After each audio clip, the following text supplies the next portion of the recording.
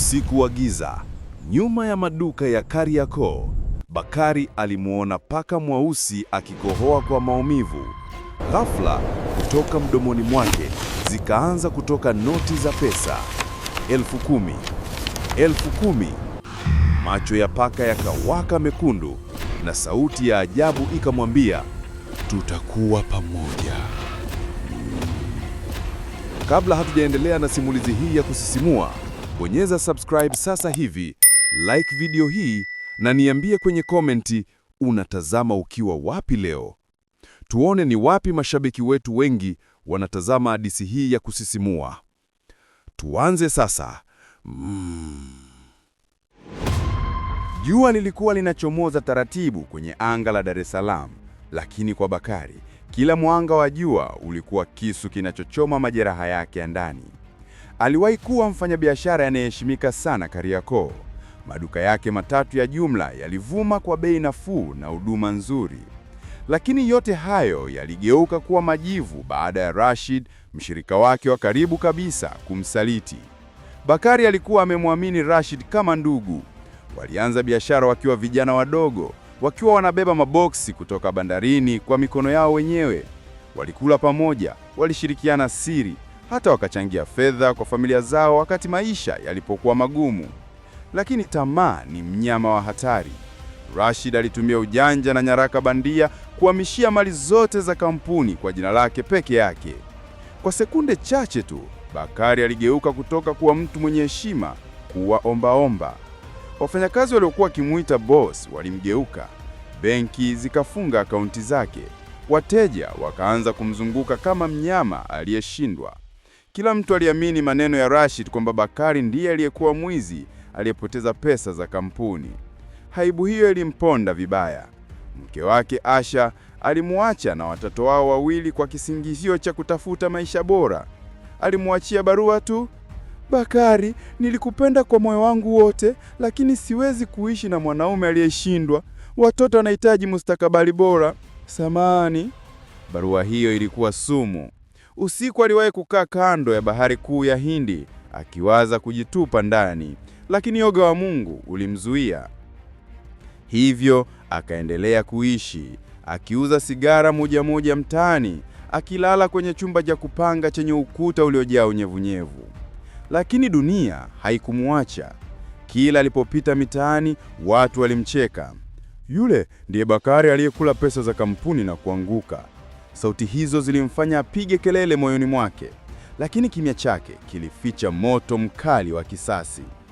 Siku moja usiku, alipokuwa anarudi kutoka kwenye kibanda cha kuuza chai, alisikia sauti ndogo ya kilio nyuma ya maduka yaliyofungwa. Aliwasha tochi yake ndogo ya simu na kuona paka mweusi dhaifu akitetemeka. Macho yake yalikuwa mekundu kama makaa ya moto. Bakari alijaribu kumfukuza, lakini paka akamfuata. Kwa hasira, alitupa kipande cha mkate kilichobaki mfukoni mwake. Paka ala haraka, kisha ghafla akaanza kukohoa. Kila kikohozi kilituka kitu, lakini si chakula, bali noti za shilingi 10,000. Zilitoka zikisokotana kama zimekaa tumboni mwa paka kwa muda mrefu. Bakari alishangaa. Aliokota noti zile, akafikiria ni ndoto, lakini zilikuwa halisi, mpya kabisa.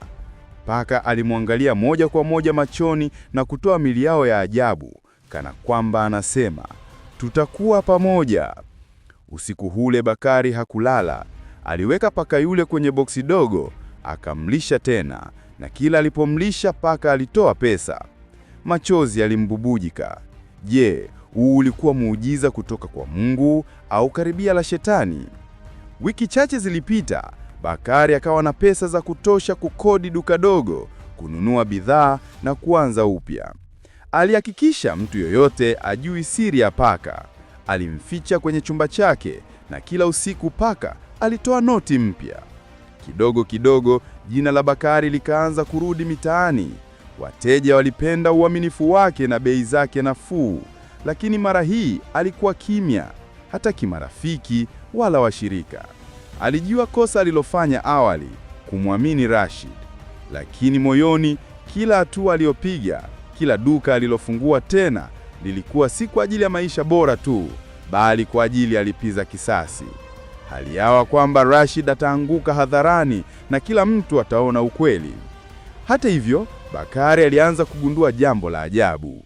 Kila alipokusanya pesa kutoka kwa paka, ndoto zake usiku zilikuwa za kutisha. Alimwona Rashid akilia damu, mke wake Asha akimlaani na watoto wake wakimwita muuaji. Mara nyingine aliona majeneza, mara nyingine aliona moto. Alipoamka, pesa zilikuwa pale pale. Labda ni nafsi yangu tu inanisumbua, alijisemea, lakini ndani kabisa alihisi kuna gharama ya siri anayoipata kwa kutumia pesa hizo. Miezi 6 baadaye, Bakari alikuwa amepanua tena biashara zake. Duka kubwa jipya lilifunguliwa na watu walishangaa kuona jinsi alivyopona haraka kutoka makosa ya zamani. Rashid aliyekuwa amelewa kwenye ushawishi wa utajiri alisikia habari hizo. Siku moja alifika kwenye duka jipya la Bakari akijifanya mteja. Walipokutana macho, muda ulisimama. Rashid akatabasamu kwa kejeli. "Bakari, nilidhani wewe umekufa mtaani, kumbe bado unapiga mbizi." Bakari akamwangalia kwa macho baridi. "Hata bahari inapotupa mawimbi, bahari bado ibaki. Usifikiri bado umeshinda." Maneno hayo yalimgusa Rashid kwa mashangao, lakini alicheka na kuondoka. Bakari alijua huu ulikuwa mwanzo wa mapambano makali. Usiku ule, paka alimletea pesa nyingi zaidi kuliko kawaida. Lakini wakati Bakari akizihesabu, ghafla paka alitoa sauti nzito isiyo ya kawaida. Macho yake yakawaka moto na mwili wake ukaanza kutetemeka. Kisha paka alimwangalia Bakari na kusema kwa sauti ya kibinadamu nzito na ya kutisha, "Kiasi cha kisasi unachokitafuta ndicho kitakachokula roho yako." Bakari akatupa noti chini, moyo ukipiga kwa hofu. Je, alikuwa anashirikiana na nguvu za giza au ni ndoto ya uchovu? Lakini kabla hajajibu, paka akatoweka gizani, akibaki na noti zilizotawanyika sakalani. Bakari hajui kama ana nguvu ya kweli mikononi mwake au ameingia kwenye mtego wa maangamizi. Bakari alikaa kimya usiku mzima. Noti zilizoanguka sakafuni zilionekana kama zimepakwa damu machoni pake. Maneno ya paka yalikuwa yakimrudia kichwani. "Kiasi cha kisasi unachokitafuta ndicho kitakachokula roho yako." Alijaribu kujiambia kuwa ni ndoto tu, labda kutokana na uchovu wa biashara na mawazo ya kisasi, lakini ndani kabisa ya moyo wake alihisi hofu isiyoelezeka. Asubuhi alipofika, aliendelea na shughuli zake. Wateja walizidi kumiminika dukani. Wengine walimshangaa kwa jinsi alivyopona haraka kiuchumi, wakibishana kimya kimya. "Mbona yule Bakari anaonekana tajiri kuliko awali? Si tulidhani alifilisika? Labda alishinda bahati nasibu, au kuna nguvu za siri nyuma yake."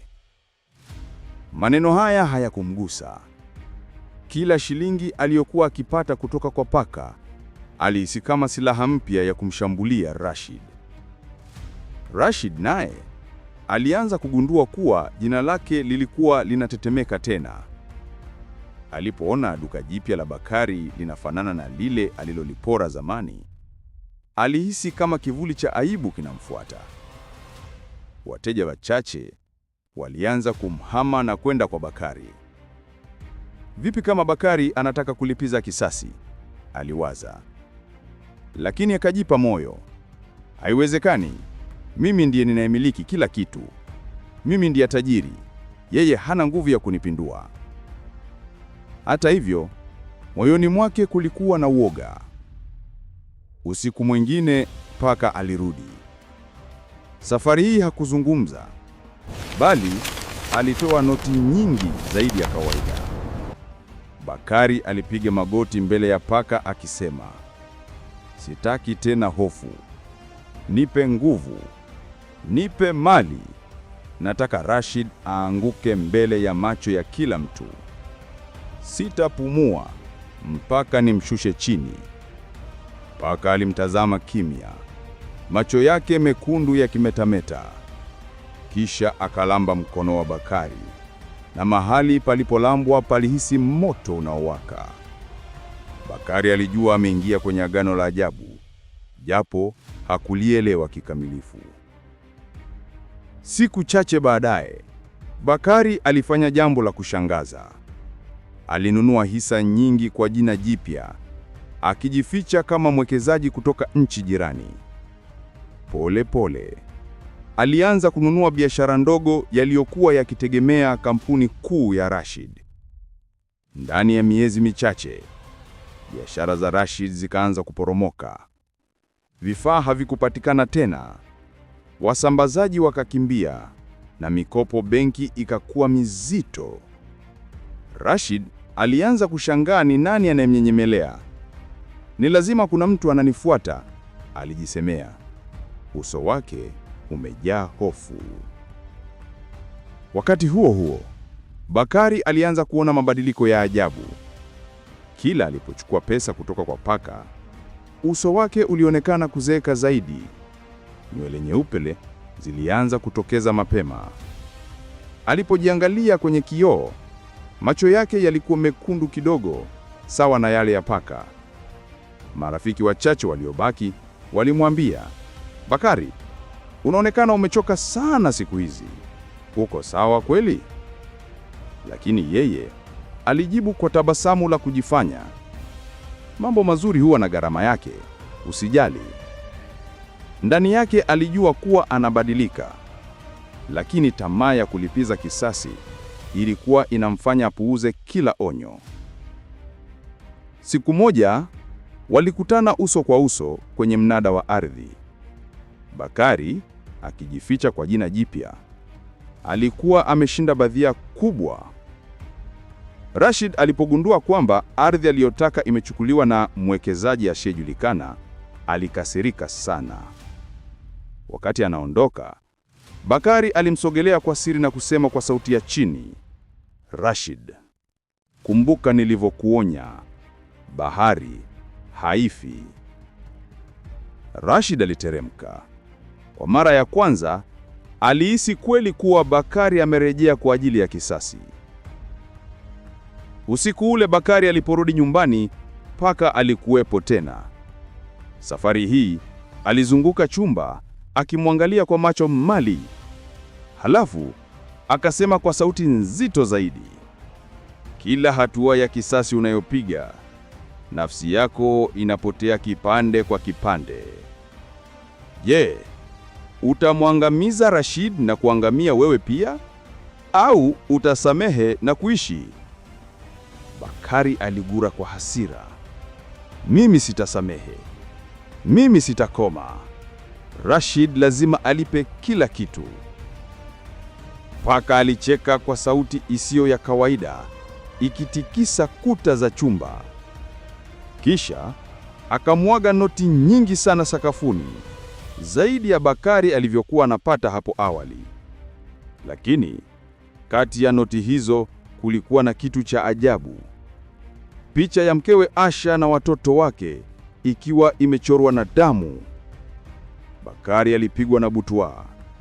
Aliokota karatasi ile kwa mikono ikitetemeka. "Hii inamaanisha nini?" aliuliza kwa hofu. Paka hakujibu. Alitoweka kwenye giza, akibaki tu harufu ya ajabu na noti zilizosambaa sakafuni. Bakari aliketi sakafuni, macho yake yakiwa yamejaa machozi na hasira. Aliishika picha ile mikononi, akijiuliza, "Je, paka huyu anataka nini? Je, familia yangu iko hatarini? Au hii ni ishara kuwa kisasi changu kitawagharimu?" Sauti ya upepo nje ilionekana kama minong'ono ya sauti nyingi, zikimwambia, "Chagua, chagua." Bakari alihisi kama dunia yote inazunguka, moyo wake ukipiga kwa hasi. Kwa mara ya kwanza, kisasi kilianza kumwogopesha. Lakini bado, ndani kabisa, hasira yake ilisema wazi, hata kama dunia itateketea, Rashid lazima aanguke. Je, Bakari ataendelea kutumia nguvu za paka kuangusha Rashid, hata kama familia yake na nafsi yake ziko hatarini? Au ataamua kuacha kabla ya kupoteza kila kitu? Hapo ndipo simulizi letu linaishia kwa sasa. Niambie, ungefanyaje kama ungekuwa wewe kwenye nafasi yake? Andika maoni yako hapo chini.